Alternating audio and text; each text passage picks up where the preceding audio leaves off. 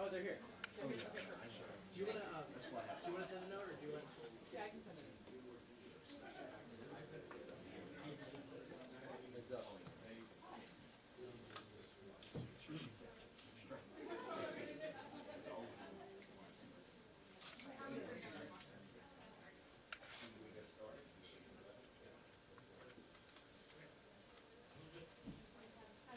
They're coming in.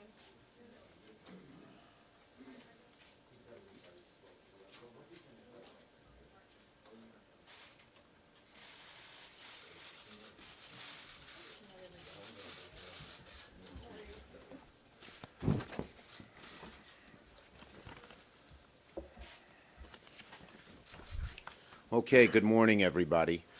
How many of you, raise your hands, were with us when we adjourned at, what time, about 1:40? Got a few hands, a few strays here. All right, yeah, I saw you in the gallery, Bolton. He's not lying. I saw you there. Okay, thank you, but I hope everyone got a good night's sleep. And let's talk about yesterday. And if not, there's And- always coffee. As everyone knows, the Senate had a long but crucial debate over the rules of the trial last night, and it lasted into the early hours of the morning. Now, the American people expect a fair trial. Our solemn oaths to the impeachment trial and to our Senate office demand it. So before we proceeded to opening arguments, it was non-negotiable for us that the Senate at least consider the question of evidence, witnesses, and documents, and the rules of a fair trial. I publicly offered to delay some of the votes until today to spare everyone from staying late. But Leader McConnell was so unwilling to let the trial of President Trump go on for one session longer than he had planned, he declined to delay any votes.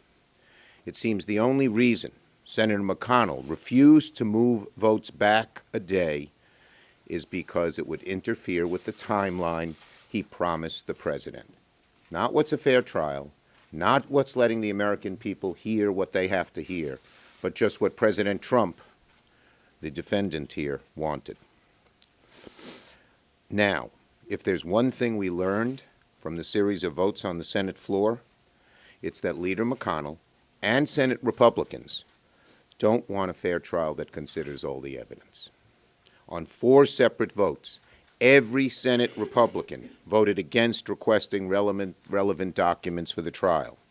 On 3 other votes, every Senate Republican voted against calling relevant witnesses before the Senate. Republican senators even voted against amendments that made basic, fair, procedural fixes.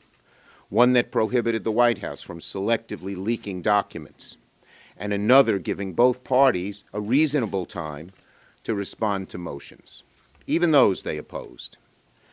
At the very end of the night, every Senate Republican rejected Senator Van Hollen's amendment to place the question of witness relevancy in the hands of the Chief Justice, and voted down an amendment to guarantee the consideration of witnesses and documents later in the trial.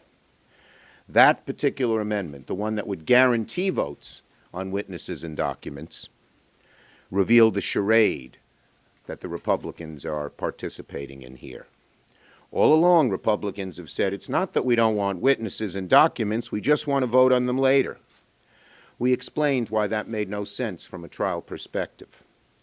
It meant that presentations could not rely on this important evidence, that senators cannot ask questions about this evidence, and can only decide on this crucial question once the trial is basically over. We've been calling it Alice in Wonderland trial. But even then, Leader McConnell's resolution allows only one vote on whether motions to subpoena witnesses and documents are in order. He amended it, different from the Clinton situation, the Clinton impeachment. Only one vote on whether to have witnesses and documents, not a vote on witnesses and documents, merely a vote on whether to have a debate about having a vote on witnesses and documents. When we offered an amendment to actually guarantee votes on witnesses and documents after the question period, after the presentations, instead of one vague procedural motion, every single Republican said no. So when they say, oh, they want to make sure we'll vote on witnesses and documents later, their votes belie that. The bottom line is this. The very first thing the American people saw when they tuned into the impeachment trial of President Trump was Republican senators voting against having a fair trial with relevant evidence. It's clear that the American people overwhelmingly support a fair trial and overwhelmingly support witnesses and documents. So, it was a dark day and a dark night for the Senate. As a consequence, the impeachment trial of President Trump begins with a cloud hanging over it, a cloud of unfairness. Democrats will seek additional votes on witnesses and documents down the line. Yesterday, we put the spotlight, Yesterday, we put the spotlight on the number one issue in having a fair trial, witnesses and documents. That's just where the spotlight belonged. And I predict that as a result, that spotlight will continue to focus on witnesses and documents, and the pressure will continue to build on Republican senators. As we saw yesterday, Leader McConnell was forced to tweak his organizing resolution before it was even offered, with modifications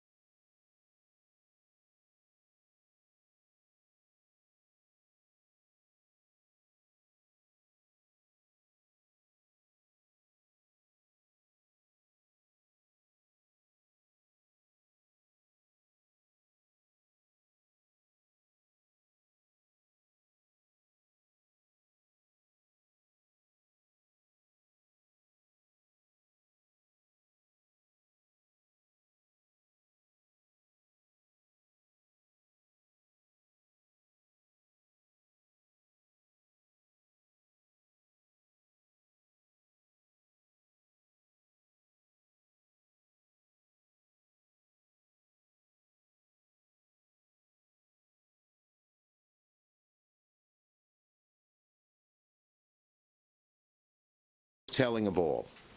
White House counsel were far more preoccupied with making inflammatory and inaccurate statements about House managers than providing an actual defense of the president's conduct. This does not bode well for the president's case if this pattern continues over the course of the trial. Senator Murray. Well, thank you, Senator Schumer. Look, the difference between what we saw from Senate Republicans and Democrats last night couldn't have been more stark. Democrats made very simple, straightforward requests for documents and testimony directly related to the charges against the president, information that so far has been hidden from the public. And each time, this Republican-controlled Senate said no. They said no to allowing the president's key aides to testify, no to allowing documents that could shed light on the president's actions to be subpoenaed. They said no to each and every attempt on our part to ensure a fair and honest trial. Look, if the president is truly as innocent as he claims, Republicans should want his aides to testify. He should want his administration's documents to be considered. Clearly, they don't. The charges brought against this president that he demanded a foreign government interfere in our elections to help his campaign, that he abused his power as president and obstructed Congress, could not be more serious. This is about our democracy and our future, and we are going to keep doing everything we can to push for a fair and honest trial like Americans deserve, not a cover-up. Senator Whitehouse. Thank you, Chuck. Good morning. It is clear from last night that we are now on a partisan forced march towards a predetermined outcome. I fully agree with Leader Schumer's remarks in that respect. I want to add an additional point. I have been an assistant attorney general and an attorney general in my state. I've been a United States attorney. I've been the governor's legal counsel. I've been a practicing private lawyer. I have taught in law schools. For 40 years, I have looked at, participated in, and studied legal proceedings. And one thing is true, whether you're looking at a criminal proceeding or a civil proceeding or an administrative proceeding, and that is that there is only two ways in which evidence is kept out of the proceeding. One is if it is excluded because of some legal bar to its presentation, and the other is if you don't know it's there. There is no third way. This proceeding, in my reckoning, for the first time in a multi-century tradition of American legal history, is denying to a legal proceeding evidence that we all know is there, that the House managers actually said is sitting in boxes ready to be produced to the Senate, without any finding that any of it should be excluded. Indeed, there could be no finding that it should be excluded because it meets every standard for the presentation of evidence. So my point for those who are not as familiar with the background to where we are right now as they might be, is what a bizarre aberration this proceeding has become against a long and otherwise uncheckered background of American legal tradition. It is, as Leader Schumer said, a dark day from a dark night. Thank you. Senator Murphy of Connecticut. Thank you very much, Senator Schumer, Senator Whitehouse, Senator Murray. This trial thus far could not be further from historical precedent. This is the first time in history that a president has refused any and all cooperation with an impeachment inquiry, no documents, no production of witnesses. This is the first time that the Senate has adopted rules designed to present evidence from being entered into the record. This is the highest bar ever created in order to produce witnesses before a Senate trial. The goal is simple: to speed through this trial as quickly as possible, with as many hours of testimony being in the middle of the night as possible, to acquit the president as quickly as possible. We see our responsibility as truth finders, as fact seekers, and you cannot get to the truth of this matter without having witnesses and without having evidence. As Senator Schumer pointed out, something interesting happened yesterday. After Leader McConnell released his first version of the rules, which shocked everyone, as it was going to force the House managers to present much of their evidence in the dead of the night. Those rules changed. They changed because Republican senators pressured Leader McConnell to do it. You know why? Because they know that the American public is plugged in. They know that the American public is not going to stand for a rigged trial. Now, they didn't unrig the trial with these small, last-minute, handwritten additions. But what we did see yesterday is that Republicans understand that their constituents are paying attention. And if they continue to obstruct the journey for truth, if they don't allow for any document protection or any witnesses, there is going to be hell to pay back in each one of their states. Ultimately, the people are in charge. And I think the people want us to continue to fight to make sure that this is a fair trial and all the facts are in front of us, no matter how senators may vote in the end. Questions? Yes. On the question of witnesses, are you willing to let Republicans bring in former Vice President Joe Biden or his son Hunter to testify in order to get the witnesses that you want? Look, the bottom line is that the witnesses should have something to do with and direct knowledge of the charges against the president. You know, we don't need to have witnesses that have nothing to do with this, that are trying to distract Americans from the truth. But if it comes Yes. to that, No. are you allowed? Leader Schumer, would you cut a deal of any kind with Republicans to ensure that Americans get? Well, right now, we haven't heard them wanting any witnesses at all. So our first quest is to continue to focus our efforts and focus the American people on the need for a fair trial, which means witnesses and documents that, again, reflect the truth. And the bottom line is this. We don't know what these witnesses and documents will reveal. They could be exculpatory of the president. They could be incriminating of the president. These are certainly not Democratic witnesses or Democratic documents. We want, as both of my colleagues said, the truth, and that's what we're going to focus on. Yes? You said there would be additional motions down the road. Can you expand on that? Well, the motions now will be made. Right now, we will have the arguments by the House managers, then the arguments by the president's lawyers, then there'll be a question period. We will certainly try to find ways, whether it's the House managers, who I imagine would want to do it themselves, or us, to get direct votes on each witness and document once again after the arguments are made. Yes. During yesterday's long session on the floor, did you speak with McConnell at all to try to put together a deal, maybe to go into closed session, or to come up with a deal on evidence and witnesses or votes or procedure? Were there any negotiations? Well, the one negotiation was sort of done in public, where Leader McConnell wanted to stack votes. We said no, but we didn't want to go late into the night. That was McConnell's choice. And it seems, both by his initial offer in terms of the resolution and what happened, they want it in the dark of night. They want as much of this hidden from the American people as possible.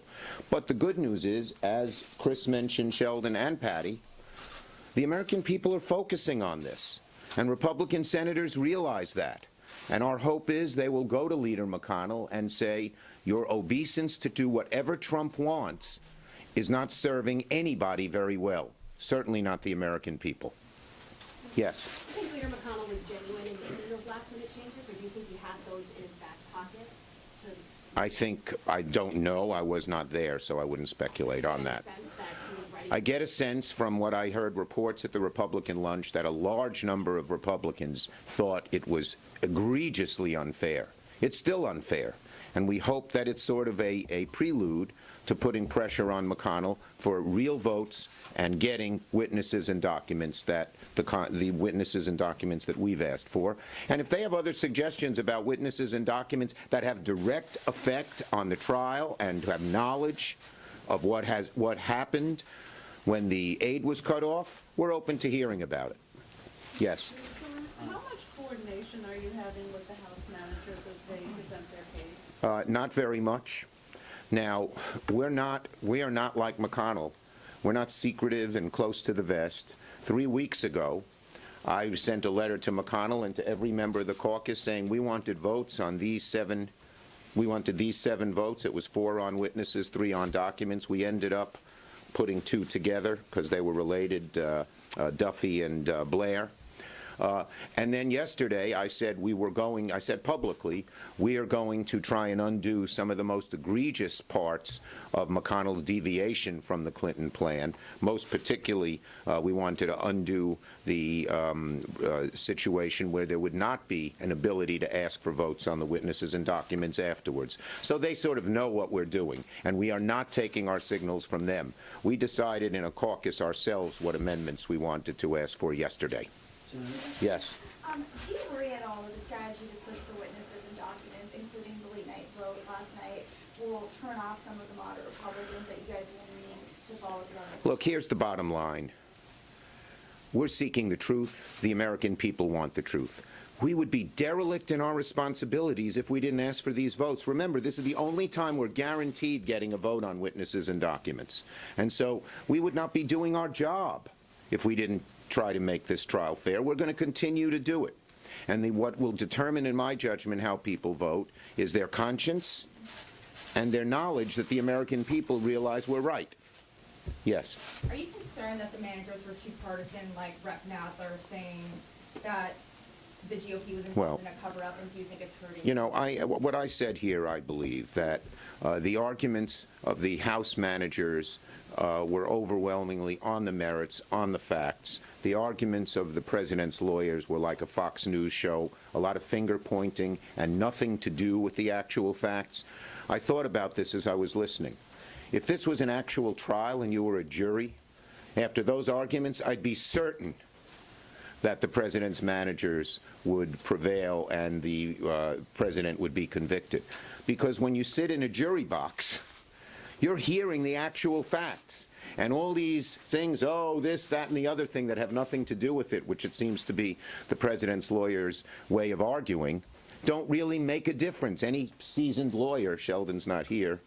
You're not a seasoned lawyer. I'm not a seasoned lawyer. You're not a seasoned lawyer. But any Preschool teacher, though, and I can tell you. Yeah, I will. same thing. So any jury sitting there would have been overwhelmed by the huge and important and really factual, direct discussion of what happened. So I think, you know, and one other point. This may be the first time many of our Republican colleagues are actually hearing the arguments made by the House. When you have to sit there, no iPhones, no laptops, no phone calls. It's a different, it's different way to approach it. So, you know, I think it's successful. And I think the next 3 days, I'm really looking forward to hearing the House manager's case go to the senators sitting there without their phones and laptops, and to the American people. I think it's going to be very, very powerful. I read their brief. It's great. Thank you, everybody.